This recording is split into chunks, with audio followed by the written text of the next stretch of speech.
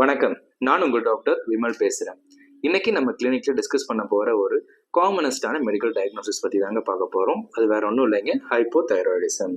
ஹைப்போதைராய்டிசம்ங்கிற condition பார்த்தீங்கன்னாக்க 10ல் 1% மக்கள் வந்து காமனா பாதிக்கப்படக்கூடிய ஒரு கண்டிஷன். மோஸ்ட் காமன்லி விமென்ஸ் வந்து ரொம்ப அதிகமாக இதனால சஃபர் ஆவாங்க.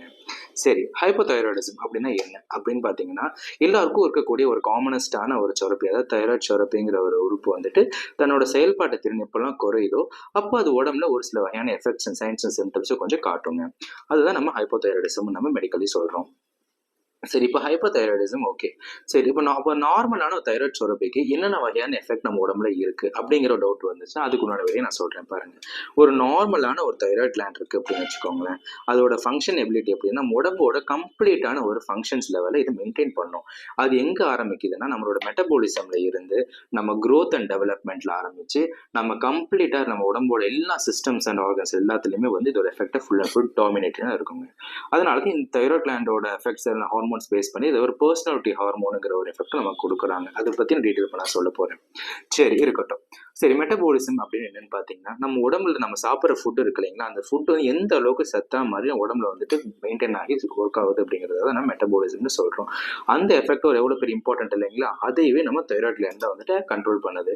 அட் த சேம் டைம் இது நம்மளோட growth அண்ட் டெவலப்மெண்ட் எஃபெக்ட் இதெல்லாம் பார்த்தீங்கன்னா, growthங்கிறது வந்துட்டு நம்மளோட ஸ்கின்னோட டெவலப்மெண்ட்ஸ் ஆகட்டும், நம்மளோட ஹேர் க்ரோத்ஸ் ஆகட்டும், நம்மளோட நெயில்ஸ் இருக்கு இல்லைங்களா, நெகங்களோட க்ரோத்ஸ் ஆகட்டும், இது எல்லாத்தையுமே growth அண்ட் டெவலப்மெண்ட்ஸ்ல குறிக்குதுங்க. அப்புறமே நம்மளோட நான் சொன்னேன் இல்லைங்களா, மல்டிபிள் சிஸ்டம்ஸ்லையுமே இதோட டாமினேஷன் இருக்குன்னு. என்ன மாதிரி சிஸ்டம்ஸ் மேஜரா சொல்லணும்னாக்கா நம்ம கார்டியோவாஸ்குலர் சிஸ்டம், நம்ம இருதயம் இருக்குல்ல, இருதயத்தோட சார்ந்த சிஸ்டம். எப்படின்னா நம்மளோட ஹார்ட் ரேட் இருக்குல்ல, இதயத்தோட துடிப்பு, அந்த இதயத்தோட துடிப்பை கூட நம்மளோட தைராய்டு கிளாண்டோட எஃபெக்ட்னால தான் நம்ம ப்ராப்பரா மெயின்டைன் பண்ண முடியுங்க. அட் த சேம் டைம் வந்து நம்ம கார்டியாக் அவுட்புட்னு சொல்றோம் இல்லைங்களா, அதாவது நம்ம இருதயம் வந்து நம்ம உடம்புக்கு தேவைப்படுற ரத்தத்தை அழுத்தி வெளியே தள்ளுது பார்த்தீங்கன்னா, அந்த எஃபெக்ட் அதையுமே நம்ம தைராய்டு கிளாண்ட் ஆக்டிவேஷனால தான் இருக்குங்க. அதே சமயத்துல நம்ம ரத்த நாளங்கள்ல ஓடக்கூடிய பெரிஃபரல் வாஸ்குலர் ரெசிஸ்டன்ஸ்னு சொல்லுவாங்க. அதையுமே வந்து நம்மளோட தைராய்டு கிளாண்டோட தைராக்சின் ஹார்மோனால தான் வந்து நம்மளால கண்ட்ரோல்ல வச்சுக்க முடியுது. சரிங்களா? இதே மாதிரி நம்மளோட செரிமான மண்டலம் இருக்கு இல்லைங்களா, நம்ம கேஸ்ட்ரோ இன்டெஸ்டைனல் சிஸ்டம்னு சொல்லுவோம் நம்ம. அங்க பார்த்தீங்கன்னா நம்மளோட டைஜஷன்ல இருந்து நம்மளோட சாப்பிட்ட ஃபுட்டு வந்துட்டு எந்த அளவுக்கு வந்துட்டு கண்ட்ரோல் ஆகி அது வெளியே தள்ளுறதுக்கு எக்ஸிலேட்டமா ஃபீகல் மேட்டரா மாறுது இல்லைங்களா, அது வரைக்குமே நம்மளோட தைராக்சின் ஹார்மோனோட எஃபெக்ட் இருக்குங்க. சரிங்களா? அப்போ நம்ம தைராய்டு எஃபெக்ட் ஹார்மோன் வந்துட்டு எந்த அளவுக்கு டிஸ்டர்பன்சஸ் பண்ணுச்சுன்னா இது எல்லாத்துலயும் ஒரு சைக்கிளிக் சேஞ்சஸ் நடக்கும். இதுல மட்டும் இல்லாம நம்மளோட நர்வஸ் சிஸ்டம்லயுமே அதோட எஃபெக்ட் வச்சிருக்குங்க. எப்படின்னு பாத்தீங்கன்னா இப்போ காமனா என்ன சொல்லுவாங்கன்னா, எல்லாருக்கும் உள்ளங்கை எரியுது, உள்ளங்கால் எரியுது, கழுத்துக்கிட்ட எரியுது, காமனா எல்லாருமே சொல்ற சிம்டம் என்ன சொல்லுவோம், உடனே உங்களுக்கு சுகர் கூடிருச்சு அப்படி இப்படின்னு சொல்லுவாங்க. பட் எல்லாமே யோசிச்சா நம்ம தைராய்டு டெஸ்ட்டை ஃபர்ஸ்ட் நம்ம எடுக்க வேண்டிய அவசியம் இந்த இடத்துல இருக்கு. ஏன்னா நிறைய பேஷண்ட்ஸ் வந்துட்டு எதனால எரிச்சல் வருதுன்னே தெரியாம நிறைய மெடிகேஷன்ஸ் எடுத்து பார்ப்பேன், ஆனா தைராய்டு டெஸ்ட் பண்றது மறந்துருப்பாங்க.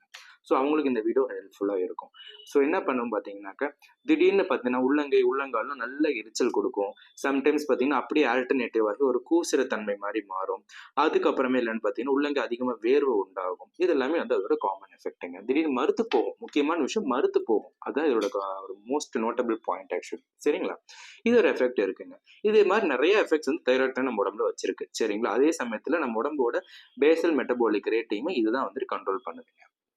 ஸோ இவ்வளோ மெட்டபாலிசம் ரேட் அண்ட் எவ்ரி ஃபங்க்ஷன்ஸை டாமினேட் பண்ணுற தைராய்டு கிளாண்ட் செயல் இழக்கும் போது, அதாவது ஹைப்போதைராய்டிசம் அப்படின்னாக்க தைராய்டு சுரப்பியோட செயல்பாட்டு திறன் குறையுதுன்னு அர்த்தம். அப்படி குறையும் போது இந்த எல்லா இடத்துலையுமே அதோட அந்தந்த செயல்பாடு திறன் குறைய ஆரம்பிக்கும்.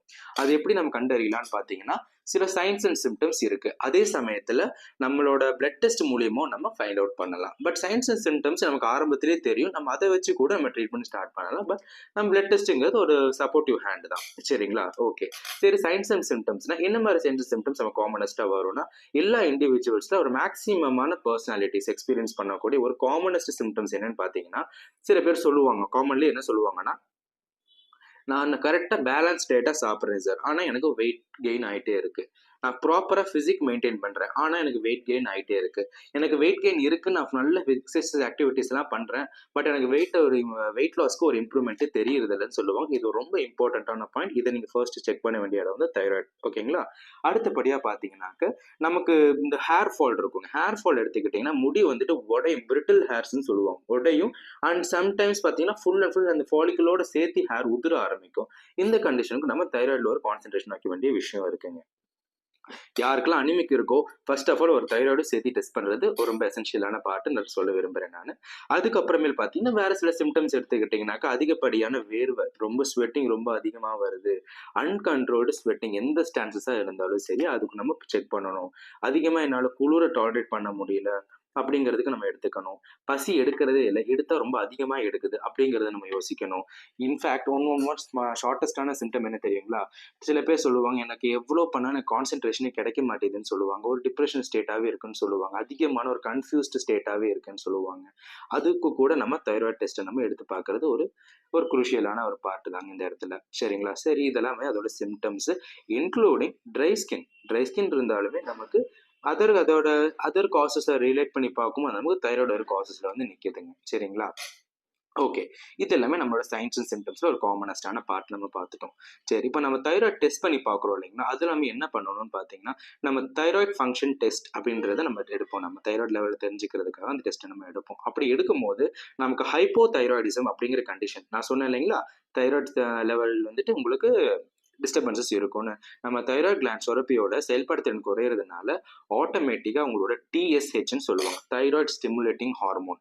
அப்படிங்கிற அந்த ஹார்மோன் வந்துட்டு உங்களுக்கு அதோட பேத்தாலஜி அதோட டெவலப்மெண்ட் ஆகி வரதுல ஒரு பெரிய கான்செப்ட் நான் சொல்லித்தரேன். அதுக்கப்புறம் இந்த டிஎஸ்ஹெச் லெவல் வந்து பார்த்தீங்கன்னா ஆட்டோமேட்டிக்காக ஹைக் ஆகும். ஹைக் இந்த சென்ஸ் அதிகமாக ஆரம்பிக்கும்.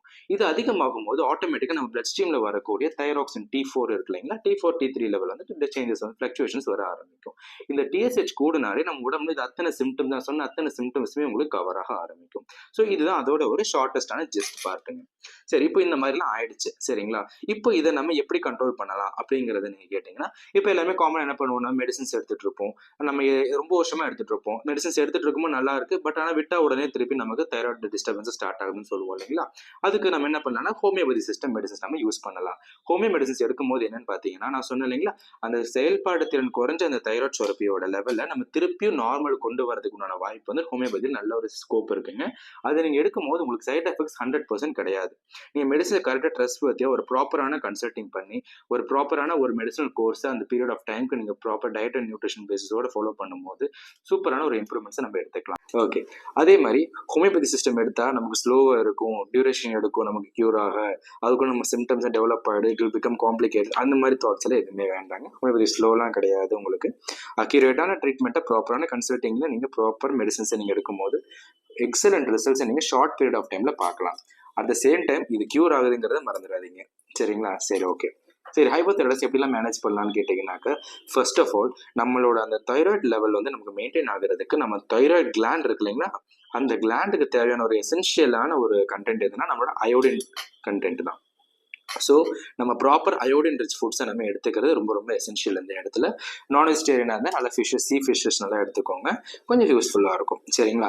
அட் த சேம் டைம் வந்துட்டு ரெகுலரான ஒரு எக்ஸசைஸ் ஃபிசிக்கல் ஆக்டிவிட்டி கம்பல்சரி பண்ணணுங்க. Daily morning 30 minutes, at the same time evening 30 minutes நீங்கள் ஒரு எக்ஸசைஸ் குரூஷியலாக கொண்டு போய்க்கோங்க. நல்லா ஒரு பிராணியா மாதிரி எக்ஸசைஸ் நல்லா பண்ணுங்கள். முடிஞ்ச வரைக்கும் நல்லா உங்கள் மனசை வந்துட்டு சந்தோஷமாக வச்சுக்கிறதுக்கு எல்லா ஆக்டிவிட்டீஸுமே நீங்கள் பண்ணலாம். லாஃபிங் தெரப்பி மாதிரி மனசுக்கு இனிமையான விஷயங்கள், சந்தோஷமான விஷயங்கள் செய்கிறத மறந்துடாதீங்க. சரிங்களா? தூக்கம் ரொம்ப இம்பார்ட்டன்ட். தயவுசெய்து தூக்கத்துக்கு நல்ல ப்ரிஃபரன்சஸ் கொடுங்க. மினிமம் கரெக்டாக அக்யூரேட்டாக 8 hours ஆஃப் ஸ்லீப் பண்ணி நைட்டில் மட்டும் தூங்க ட்ரை பண்ணி பாருங்க. சரிங்களா? Okay, done. இந்த வீடியோ பிடிச்சிருந்தா லைக் பண்ணி சப்ஸ்கிரைப் பண்ண மறந்துடாதீங்க. அட் த சேம் டைம் உங்களுக்கு இந்த கண்டென்ட்ல எதனா டவுட்ஸ் இருந்தாலும் இல்லை உங்களுக்கு ஹைப்போதைராய்டிஸ் எதனா குவரிஸ் எதனா இருந்தாலும் தைரியமாக எங்களோட டிஸ்கிரிப்ஷனில் எங்களோட மொபைலும் எங்களோட clinic HK multi speciality homeopathy clinic நீங்கள் கன்சல்ட் பண்ணி கேட்கலாம். அட் த சேம் டைம் மேலும் சில டவுட்ஸ் என்கொயரிஸ் கமெண்ட் பாக்ஸில் நீங்கள் மெசேஜ் பண்ணலாம். தேங்க்யூ.